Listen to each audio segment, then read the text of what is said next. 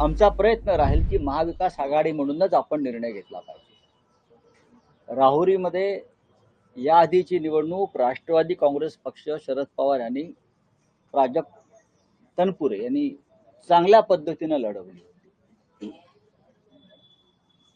आणि आता मला नक्की माहित नाही, पण त्या जागेवरती राष्ट्रवादी काँग्रेसचा अधिकार आहे. शरद पवार साहेब होईल ना, चर्चा होईल ना. काँग्रेस बिहार असेल, पश्चिम बंगाल असेल, नागालँड असेल, इथे सगळ्यात आधी निवडणूक लढण्यासाठी पुढे जाते आणि नंतर निकाल लागल्यावरती कळतं की आपण कुठे आहोत, ते कुठे आहे. ज्या ठिकाणी ज्या पक्षाची ताकद आहे त्या ठिकाणी त्या पक्षाने लढावं, हा महाविकास आघाडीचा एक आधार होता विधानसभेला आणि लोकसभेला. त्याच्यामुळे जर राहुरीमध्ये प्राजक्त तनपुरेमध्ये शरद पवार साहेबांचं काँग्रेसची जर ताकद असेल तर महाविकास आघाडीतले जे 3 प्रमुख घटक पक्ष आहेत त्याच्यामध्ये अर्थात काँग्रेस आहे, राष्ट्रवादी काँग्रेस, शरद पवार आणि शिवसेना, या तिघांनी एकत्र बसून निर्णय घ्यावा लागेल. बारामतीमध्ये अजित पवार यांच्या मृत्यूनंतर एक कौटुंबिक आपत्धर्म म्हणून कदाचित शरद पवारांचा पक्ष निवडणूक लढणार नाही, कदाचित. पण इतर कोणी जर लढत असतील तर त्यांना आपण विरोधी करता कामा नये. जर कोणाला लढायचं असेल महाविकास आघाडीतल्या इतर घटक पक्षांना, कारण शेवटी लोकशाही आहे, त्या संदर्भात सुद्धा एकत्र बसून महाविकास आघाडीला लवकरच निर्णय घ्यावा लागेल. कशाला? माझं असं स्टेटमेंट आहे की एकत्र बसून निर्णय घ्यावा लागेल आणि त्यासाठी शिवसेना पक्षप्रमुख उद्धव ठाकरे, काँग्रेसचे अध्यक्ष हर्षवर्धन सपकाळ आणि राष्ट्रवादी काँग्रेसचे शशिकांतराव शिंदे, जयंतराव पाटील यांना एकत्र बसून या दोन्ही जागांसंदर्भात निर्णय घ्यावा लागेल आणि तो घेतला जाईल.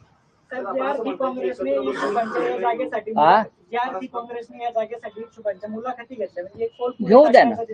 नाही बघा, राजकीय पक्ष आहेत, समन्वयाचा अभाव आहे का? नाही, राजकीय पक्ष आहेत. राजकीय पक्षामध्ये निवडणुका आल्या की इच्छुकांची गर्दी होते. राहुरीमधून शिवसेनेनं सुद्धा लढावं अशी आमच्या कार्यकर्त्यांची इच्छा आहे. राहुरीमध्ये आमच्या लोकांना वाटतं की आपण लढलं पाहिजे, पण शेवटी आपण जेव्हा महाविकास आघाडी म्हणून काम करतो तेव्हा भारतीय जनता पक्षाला मदत होईल अशा प्रकारचा कोणताही निर्णय आणि भूमिका कोणी घेऊ नये, ही आमच्या 3 पक्षांची भूमिका आहे. विशेषतः ही उद्धव ठाकरे साहेबांची भूमिका आहे. साहेब, मुंबई महापालिकेमध्ये प्रशासकीय काळात जे 1000 कोटीचे टेंडर काढलेले होते ते आता रद्द करण्यात आलेले आहे. ती भ्रष्टाचार मुक्त मुंबई हे कारण देत. प्रशासकीय काळात म्हणजे प्रशासन कोणाचं होतं? तर नगरविकास मंत्री एकनाथ शिंदे यांचं होतं ना. महानगरपालिका या नगरविकास मंत्रालयाच्या हातामध्ये असतात, त्यांच्या नियंत्रणाखाली असतात आणि 3.5 वर्ष मुंबईसारख्या किंवा महाराष्ट्रातल्या सर्व महानगरपालिकेत प्रशासन जे चालू होतं, प्रशासन राज, त्या काळामध्ये महाराष्ट्रात सगळ्यात जास्त भ्रष्टाचार झाला नगरविकास खात्यात, महानगरपालिकांच्या माध्यमातून, नगरपालिका, महानगरपालिका. आणि आता जर 1000 कोटीपेक्षा जास्त रकमांचं टेंडर्स किंवा व्यवहार रद्द केले असतील भ्रष्टाचाराचा संशय आल्यामुळे, तर त्या संदर्भात मुंबई महानगरपालिकेच्या विद्यमान नव्या आयुक्तांचं अभिनंदन केलं पाहिजे. आम्ही सातत्याने तेच सांगत होतो की प्रशासकीय काळामध्ये, त्या काळामध्ये प्रचंड मोठा भ्रष्टाचार झाला मुंबईमध्ये. मुंबई लुटली गेली.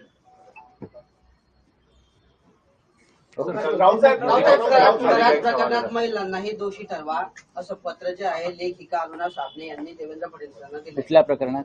औदुबाबा खरात प्रकरणात. कोणाला दोषी ठरवा? महिला ज्या आहेत त्यांनाही दोषी ठरवा असं पत्र त्यांनी दिलंय. नाही बघा, या संदर्भात देवेंद्र फडणवीस यांनी एक कठोर भूमिका घेतली मुख्यमंत्री म्हणून. त्यानंतर नाशिकचे पोलीस आयुक्त संदीप कर्णिक यांनी सुरुवातीच्या काळामध्ये अत्यंत योग्य पद्धतीनं तपास केलेला आहे. हुंदू बाबा जो तुम्हाला दुसऱ्या दिवशी लंगडताना चालताना दिसला, आपण पाहिलाच, त्याचं श्रेय संदीप कर्णिकांना दिलं. त्यानंतर आता SIT स्थापन केली गृह खात्याने फडणवीस यांच्या निर्देशाखाली. त्यांना तपास करू द्या ना. कोणाला दोषी ठरवायचं आणि कोणाला नाही हे SIT ठरवेल, नाशिकचे पोलीस ठरवतील आणि गृह खातं ठरवेल.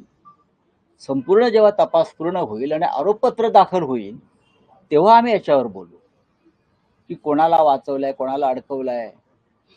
आता तपास सुरू असताना बोलणं योग्य. या क्षणी मी इतकं सांगेन की राज्याच्या गृहमंत्र्यांनी या संदर्भामध्ये कठोर पावलं उचलली. नाशिकच्या पोलीस आयुक्तांनी उत्तम काम केलं आणि आता SIT सुद्धा त्याच पद्धतीने उत्तम काम करते.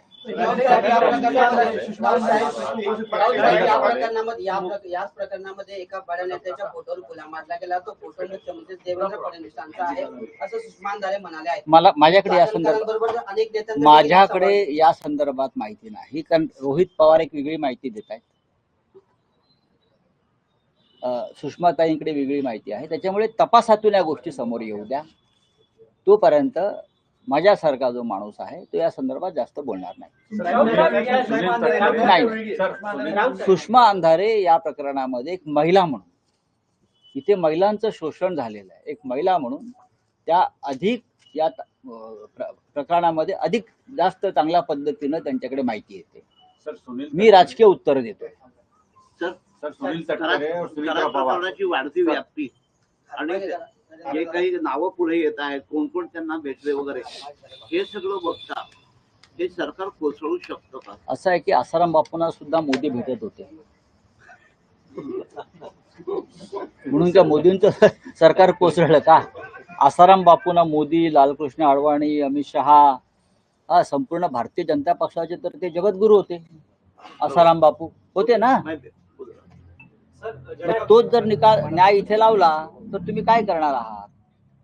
आज आसाराम बापू मुक्त आहेत. आसाराम बापू, राम रहीमचे सुद्धा नरेंद्र मोदी भक्तच होते की बाबा राम रहीम. त्याच्या आश्रमात सुद्धा शोषण, मर्डर, खून, खंडण्या हे सुरूच होतं. पण आतापर्यंत राम रहीमना 27 वेळा पॅरोल दिला आणि निवडणुकीसाठी बाहेर आणलं. अशा मानसिकतेचं जर सरकार देशामध्ये किंवा राज्यांमध्ये असतील तर तुम्ही त्यांच्याकडून काय अपेक्षा करणार आहात? सर, सुनील तटकरे और सुनील पवार इनके बीच जो चल रहा है उसको कोई बीजेपी ये तो नहीं कर रहा कि दोनों को तोड़ना चाहती है? बात ऐसे मैंने कल जो कहा है यही है कि राष्ट्रवादी कांग्रेस भविष्य में टूट जाएगी, पूरी तरह से बिखर जाएगी. 25 या 30 विधायक सीधे बीजेपी में जाने की तैयारी में है. मैं अभी आपको बोल रहा हूं, आप देखिए. और उसी तरह से एकनाथ शिंदे जी के साथ जो विधायक है अभी उनके पार्टी में, उनमें से भी एक बहुत बड़ा हिस्सा वो भी बीजेपी में जाएगा और जळगांव के लगभग सभी विधायक गिरीश महाजन के साथ बीजेपी में जाएंगे.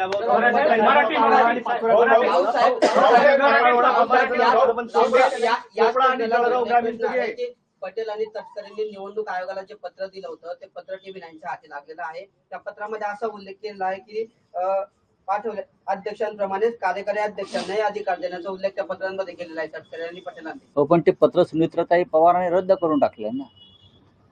असं आहे की प्रफुल्ल पटेल, सुनील तटकरे यांनी जे पत्र लिहिलं आहे की कार्यकारी अध्यक्षांनाही अधिकार द्या. आता कार्यकारी अध्यक्ष कोण होते? तर प्रफुल्लभाई पटेल होते आणि राष्ट्रीय अध्यक्ष सुनित्राताई पवार आहेत. सुनित्राताई पवारांनी ते पत्र, जे आधीचा पत्रव्यवहारच रद्द करण्यासंदर्भात निवडणूक आयोगाशी पत्रव्यवहार केल्यावरती त्या पक्षामध्ये आज नक्की काय अराजक माजलेलं आहे हे तुम्हाला स्पष्ट दिसतंय. आणि म्हणून मी सांगतोय लवकरच भविष्यामध्ये या पक्षाची शक्ल होतील. प्रफुल्ल पटेलांसह सगळे एक 25 आमदार जे त्यांचे आहेत त्यांची तयारी दुसऱ्या पक्षात जायची झालेली आहे. तो पक्ष म्हणजे भारतीय जनता पार्टी. पुण्यामध्ये आज शिवसेना शिंदे सेनेची बैठक पार पडते आहे. नीलम गोरे यांनी म्हटलं आहे की खराब प्रकरणात काही स्वतःच्या पक्षातील लोकांना गोवण्याचा प्रयत्न केला जात आहे. नाही, मला माहित नाही बघा, त्यांच्या पक्षामध्ये मला खरोखर माहित नाही. राघव चड्ढा जो है उनका उपनेता पद निकाल दिया अब गया मैं क्या बोलूं, अभी किसी और पार्टी में कुछ निर्णय होता है तो उसमें मैं यहाँ बैठ कर के उनके ऊपर मत आष्टीकरांनी देशमुख जे आहेत ते दिल्लीमध्ये शिंदे सेनेच्या स्नेह भोजनाला उपस्थित होते. कोण? आपले खासदार जे आष्टीकर होते. आष्टीकरांनी देशमुख बरं, मग पोटीच्या चर्चांना उदाहरण आलंय पुन्हा. पण ते शिवसेनेमध्येच आहेत ना आता या क्षणी, गेले असतील.